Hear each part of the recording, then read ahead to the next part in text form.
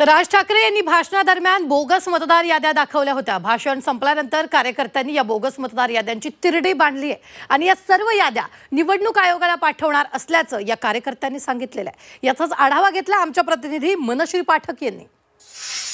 माझ्या मागे एक तिरडी आहे आणि या तिरडीवर बोगस मतदार तिरडी असं लिहिलेलं आहे, बांधून ठेवण्यात आलेलं आहे। तर बोगस ईव्हीएम सुद्धा इथे ठेवण्यात आलेले आहेत। जर आपल्याला दिसत असतील तर इथे बोगस मतदार याद्या, बोगस ईव्हीएम आणि बोगस मतदार तिरडी या नावाने ही तिरडी बांधण्यात आलेली आहे। इतकंच नाही तर राज ठाकरेंनी आपल्या भाषणामध्ये ज्या मतदार याद्या दाखवल्या, हे सगळे बॉक्सेस आहेत, हे इतके कागदपत्र आणण्यात आलेले होते सभेच्या ठिकाणी, मोर्चाच्या ठिकाणी, ज्याद्वारे बोगस मतदार याद्या किती आहेत हे समजावं, हा त्यामागचा उद्देश होता। मला सांगा की बरीच मेहनत घेतलेली दिसते तुम्ही, कारण किती साधारण कागदपत्र असतील? हे शेकडोंच्या संख्येने दिसतात। तुम्ही जेव्हा शूट करताय कितीतरी लाखोंच्या संख्येमध्ये आहेत त्या बोगस मतदारांच्या याद्या। तर अशाप्रमाणे जर एवढ्या मोठ्या संख्येमध्ये जर बोगस मतदार असतील आणि निवडणुका होत असतील तर त्याला काय तुम्ही फेअर इलेक्शन म्हणणार का? अशा बोगस मतदारांच्या जीवावर ईव्हीएम मशीनचा झोल करून वगैरे तुम्ही निवडून येणार आणि मग डिंग्या हाकणार की आम्ही जिंकलो, आम्ही एवढ्या मतांनी जिंकलो, आमचे एवढे उमेदवार निवडून आले।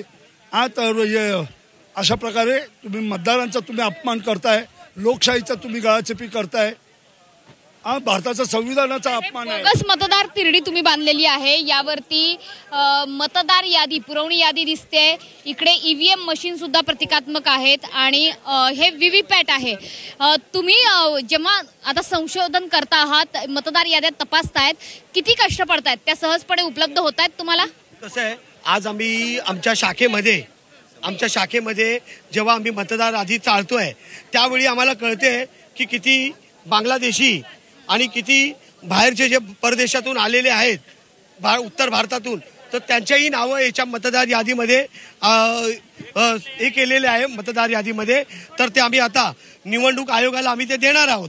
कसं आहे, ऐकून घ्या, जी लोक इकडनं स्थलांतरित होत आहेत, जी लोक आता समजा मुंबई विधानसभेत राहत आहेत, मलबारी विधानसभेत राहत आहेत, कुलाबा विधानसभेत राहत आहेत, परंतु स्थलांतरित होऊन कुठे डोंबिवली गेले, कल्याण गेले कुठे, तर त्यानंतर त्यांचं नाव तुम्ही रद्दबातल केलं पाहिजे। ते न करता त्यांचे नाव तसेच राहतात। परंतु तो जो मतदार आहे इकडून तिकडे गेलेला, तो तिकडचाही मतदार होतो, इकडचाही मतदार होतो, गावीही मतदार होतो। आणि असे जे परप्रांतीय जे आहेत यूपी बिहारवरून, ते तर तिकडचेही मतदार आहेत आणि इकडे येऊन मतदार बनतात, झोपडपट्ट्यांमध्ये मतदार बनतायत, रस्त्यावर फुटपाथवर राहणारे मतदार बनतायत।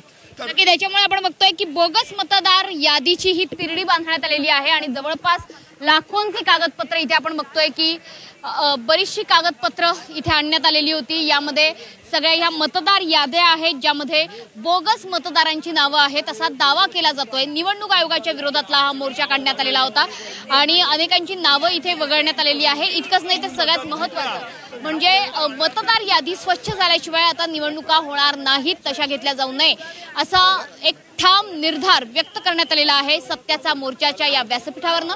त्यामुळे आगामी काळामध्ये महाराष्ट्रातल्या राजकारणाचं चित्र नेमकं कसं असणार आहे हे बघणं अतिशय महत्त्वाचं आहे। कॅमेरामन नरेश मनश्री पाठक, झी 24 तास, मुंबई।